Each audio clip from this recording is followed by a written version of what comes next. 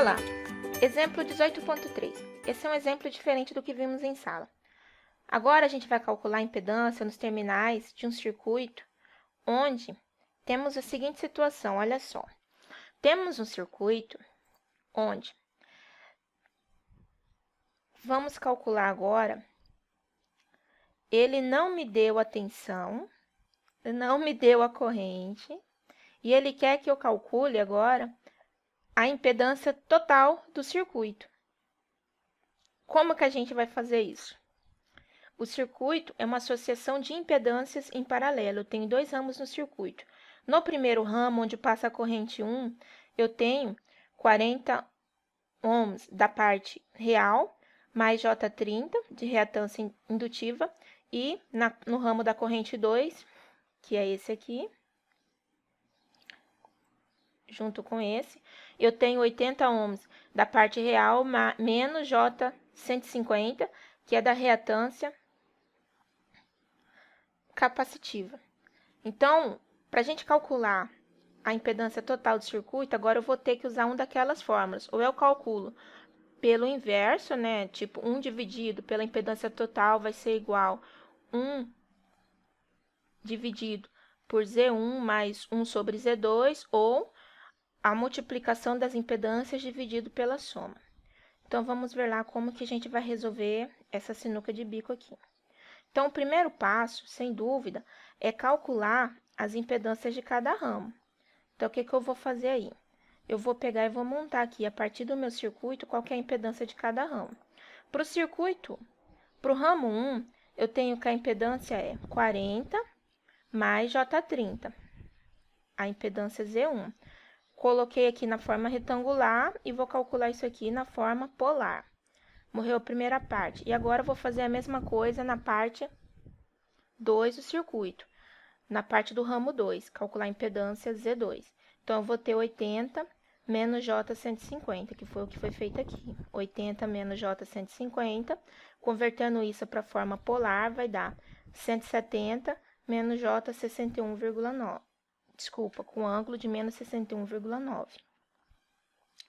E aí, eu vou usar aquela equação nossa aí que já é até conhecida. Essa equação aqui, que é a multiplicação pela soma. A impedância total do circuito da associação de duas impedâncias em paralelo nada mais é do que o produto da impedância Z1 pela impedância Z2 dividido pela soma da impedância Z1 mais a impedância Z2. Esse é bem tranquilo. Então, vamos lá fazer isso aí substituindo em valores. Fazendo a substituição, eu tenho o seguinte. A impedância Z1 está aqui em amarelo. A impedância Z2, vou colocar em verde. Notem que quando é multiplicação, eu estou usando ela na forma polar. A impedância Z1 está somando agora com a impedância Z2. Quando for soma, eu vou trabalhar com eles na forma retangular, aqui embaixo. Então, fazendo a multiplicação da parte superior, eu vou ter 50 vezes 170, dá 8.500. 36,9, soma com menos 61, dá menos 0,9, dá menos 25. E agora, eu vou fazer a soma disso aqui de baixo. 40 mais 80 dá 120, J30 menos J150 dá menos J120. Essa parte aqui de baixo, que eu vou listar para vocês em azul, ela deve ser convertida para a forma polar para poder fazer essa divisão. Convertendo esse azul para a forma polar, dá 170 com J menos 45. Fazendo essa conversão aí, é possível calcular essa divisão agora. Eu vou dividir 8.500 por 170, deu 50. E do menos 25 graus, vou tirar menos 45. Menos 25 menos 45 vai acabar somando esse 45. Então, vai somar o 45. 25 mais 45 vai dar os 20 positivo. Convertendo isso aí para a forma retangular, eu vou ter essa resposta final. Sempre eu deixo os dois resultados, polar e retangular. O outro método de fazer esse cálculo é considerar uma tensão de entrada conveniente nos terminais de entrada, né? Deixa eu dar uma diminuída aqui. E calcular a corrente 1 e 2. Então, ele mostra os dois jeitos. Um é utilizando essa equação e o outro é colocando uma tensão no terminal de entrada. Um exemplo que mostra o cancelamento do VT na equação para calcular o Z total e assim utilizar o valor conveniente para V total. Então, ele calcula I1 vai ser igual VT dividido por Z1. VT vai ser 50 dividido, né, com ângulo de VT dividido por 50 com ângulo de 36,9, que vai ser igual a 0,02 com ângulo de menos 36,9 vezes VT. Ele deixou o VT em evidência e dividiu 1 por isso daqui. Então, ele colocou isso aqui na forma retangular. E o I2, ele vai fazer a mesma coisa. Vai colocar o VT em cima, o Z2 embaixo, vai pegar 1 dividido por 170, vai dar esse valor bem pequenininho aqui, 0,00588, com esse ângulo multiplicado por VT. Converte isso aí para a forma retangular e vai dar esse valor. Por fim, o que eles vão fazer? Ele está falando que a corrente total vai ser igual I1 mais I2.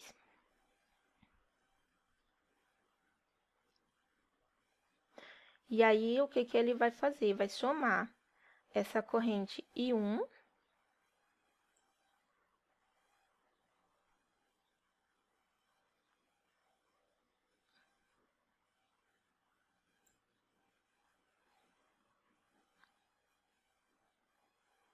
com a corrente 2. E aí, ele vai concluir o seguinte, que a corrente total que ele obteve no final lá, depois que ele somou I1 com I2, ele chegou na conclusão, depois que ele somou I1 com I2, ele chegou na conclusão que a corrente total, a impedância total, perdão, vai ser igual ao V total, ele tinha deixado aqui em função de VT, vai ser igual ao V total dividido pelo I total. O I total tinha ficado em função de VT, vai cortar o VT pelo VT e vai sobrar 1 dividido por isso aqui, com esse ângulo. Vai ser 1, é como se fosse, né? É como se fosse aqui, ó. 1 com ângulo de 0 graus. Aí, vai cortar o VT com o VT, ficou 1 dividido por 0,2, deu 50. E o ângulo, que era menos 20, fica 20 positivo por causa do menos da equação. 0 menos 20 vai ficar 20 positivo, que chegou no mesmo resultado que a gente tinha chegado lá em cima. Eu não sei vocês, mas esse aqui de cima, essa equação aqui de cima me agradou mais. Fica mais palpável, né, a resposta, se chega numa resposta mais tranquila. Chega numa resposta mais tranquila.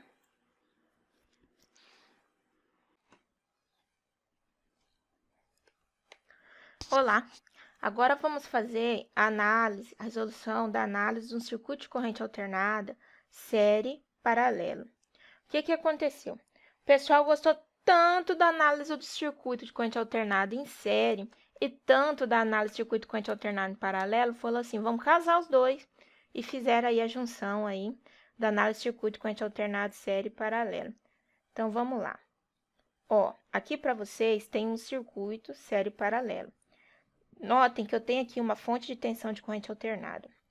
Em vermelho, eu tenho uma impedância Z1, que é composta por esses valores que vocês veem aí, 10 mais J10. Porém, quando chega aqui mais ao lado, eu noto que tem um ramo paralelo. Olha só, a impedância Z2 está em paralelo com a impedância Z3. E agora, como que a gente resolve isso? O jeito de resolver é simples, pessoal, não precisa desesperar, não. O que a gente vai resolver? Vou desenhar aqui para vocês o primeiro passo que a gente vai resolver aqui, ó. O jeito, assim, que eu particularmente vejo para resolver, ó, vou desenhar aqui primeiro a fonte. Essa aqui vai ser a impedância Z1, desculpa. Aí, o que vai fazer? Onde está a associação Z2 e Z3, vocês vão fazer uma impedância equivalente. Vou chamar aqui de Z4, onde Z4 vai ser a impedância equivalente a Z2 paralelo com Z3. E a partir daí viram série, série vocês são bons de resolver, tranquilo? Então, o jeito de pensar é esse. Olha, achei um paralelo. Faz o paralelo primeiro e depois vocês fazem o série. Assim que a gente destrincha, tá bom? Então, vamos lá. Primeiro passo. O bom desse livro é que ele faz sempre as receitinhas de bolo, né? Passo 1, passo 2, e assim vai seguindo. Então, vamos lá. O primeiro passo. O primeiro passo dele é sempre esse, ó. Escrever as impedâncias. Então, primeiro ele foi lá, escreveu a impedância Z1, deixou na forma retangular e polar, escreveu a impedância Z2 na forma polar e retangular, e escreveu a impedância Z3 na forma polar e retangular. O segundo passo.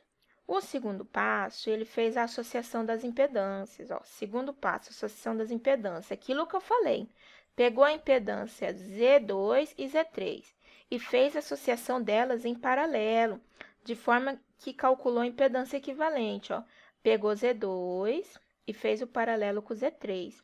Calcular essa impedância em paralelo, você já sabe que está na videoaula anterior. Então, não vou explicar passo a passo o que foi feito, tá? Então, se tiver dúvida, você volta na videoaula anterior. Calculou o paralelo. Terceiro passo, ele chamou essa impedância em paralelo não de Z4, como eu disse, mas chamou de ZA, que é o equivalente entre a impedância Z2 e Z3.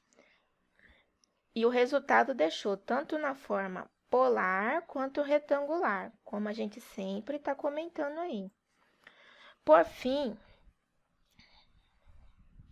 ele falou, olha, o ZA está em série com o Z1, que foi aquilo que eu mostrei. Então, ele falou que a impedância total vai ser a Z1 em série com a ZA. E quando está em série, basta somar as impedâncias. Vai somar a parte real, vai somar a impedância Z1 com a impedância ZA. Real com real, imaginário com imaginário. No final, escreve aí os valores, tanto dela na forma retangular quanto polar. O passo 3 é calcular a corrente total. Calculando a corrente total, utilizando aquela equaçãozinha lá, a corrente total, tensão total pela impedância total. Isso aqui também já foi ensinado como que se calcula. E fala o seguinte, olha, o circuito ele vai ser indutivo, por quê? Porque a corrente dele vai estar atrasada em relação à tensão. Por que a corrente está atrasada? A corrente está atrasada porque o sinal é negativo. Se o sinal é negativo, significa que primeiro chega o sinal de tensão, depois chega o sinal da corrente. Então, a gente fala assim, ó, o circuito é indutivo porque a corrente de entrada está atrasada em relação à tensão de 56,8 graus, assim que é o jeito chique de falar. Está atrasada de 56,8 graus, que é esse ângulo aqui de defasagem entre a corrente e a tensão. O frigir dos ovos, de tudo que a gente estudou até agora, está relacionado nessa tabela aqui. Eu vou pedir a vocês que copiem essa tabela no caderno. Essa aqui tem que estar no caderno. Então, vamos lá. Onde, na primeira coluna, eu tenho as definições. E aí, a gente vai falando o que está sendo falado. Tá. Aqui, ó, eu tenho quando a carga é puramente resistiva. Em verde, quando a resistência é indutiva, reatância indutiva. Em rosa, quando a reatância é capacitiva, XC. E em azul, quando é impedância. Beleza? Então, vamos lá. Definição. Quando a carga é resistiva, a resistência ela dá oposição à passagem da corrente. O ângulo de fase da carga resistiva é zero, olha só, porque a corrente vai estar em fase com a tensão. Aqui no diagrama fasorial a gente vê isso, ó, a corrente, o ângulo dela em relação à tensão é 0 graus. A impedância ela é simples ou associada a retangular e a polar. Por quê? Porque ela só tem parte real, não tem parte imaginária. o ângulo dela vai ser zero, a parte real mais o ângulo igual a zero. E a lei de Kirchhoff para a tensão é unicamente V vai ser igual a I vezes R, não tem erro. É bem simples. Agora, quando eu tenho apenas reatância indutiva, sem parte real, só reatância indutiva. Vamos ver lá o que acontece. A oposição à corrente alternada ocorre devido à indutância. Aqui na resistível ocorria devido à resistência, aqui agora ocorre devido à indutância. O ângulo de fase, como que ocorre? A corrente indutiva está atrasada em relação à tensão em 90 graus, olha só, aqui a corrente e aqui a tensão. Está atrasada em relação à tensão 90 graus. A impedância ou associação retangular é da seguinte forma: não tem parte real, apenas o JXL. E quando eu vou converter isso para retangular, fica apenas o XL com ângulo de fase, com o ângulo lá do fasor, lá, o ângulo no argumento de 90 graus. A lei de Kirchhoff vai ser tensão, vai ser igual a I vezes o JXL, que vai ser igual a IXL com ângulo de 90 graus. Agora, e se for reatância capacitiva? Na reatância capacitiva, a oposição à corrente alternada ocorre devido à capacitância. A corrente capacitiva, ela vai estar adiantada em relação à tensão em 90 graus. Ou seja, olha só, deixando a corrente como referência, a gente vê que a corrente chega primeiro, depois que chega a tensão, a corrente está adiantada. Não temos parte resistiva aqui na impedância simples, apenas a parte da reatância capacitiva, e isso negativamente. Vai ter apenas a parte da reatância capacitiva com ângulo de defasagem de menos 90 e a tensão vai ser I vezes menos JXC ou I vezes XL com ângulo de menos 90. Agora, a impedância completa, como que é isso? A oposição da corrente alternada, ela ocorre devido à associação, não é só unicamente, aqui é a associação da reatância mais a resistência, ou seja, é a combinação disso, da resistência com a reatância, seja capacitiva ou indutiva. A impedância vai ser igual à raiz quadrada da parte real, resistiva, mais a diferença das reatâncias, ao quadrado. Aí, essa diferença é XL menos XC. A tangente de θz vai ser igual ao x dividido por r em série, ou, dependendo da associação dela, e x sobre r se estiver em paralelo. A parte das impedâncias vai ser R mais JX ou XC. É assim, vai ser R mais JXC, XL, desculpa, se for reatância indutiva, ou R menos JXC, se for reatância capacitiva. E a parte lá que a gente converte para polar vai ser o módulo de Z com ângulo de θ. E aí, a parte da lei de Kirchhoff vai ser V vai ser igual a I vezes Z, onde o I vezes Z aí vai ser trabalhado agora como impedância. A partir de que a gente aprendeu até aqui, você já pode resolver os seguintes exercícios. Boa sorte!